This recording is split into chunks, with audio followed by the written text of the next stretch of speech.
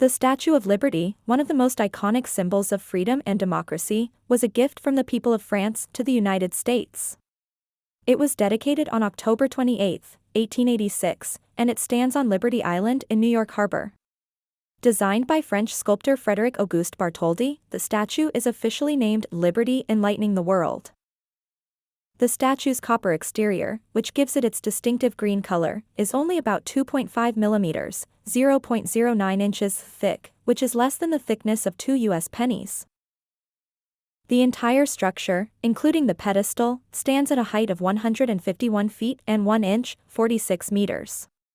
Lady Liberty holds a torch in her right hand, symbolizing enlightenment, and a tablet in her left hand, inscribed with the date of American independence, July 4, 1776. The Statue of Liberty has been a symbol of hope and freedom for millions of immigrants who came to the United States seeking a better life.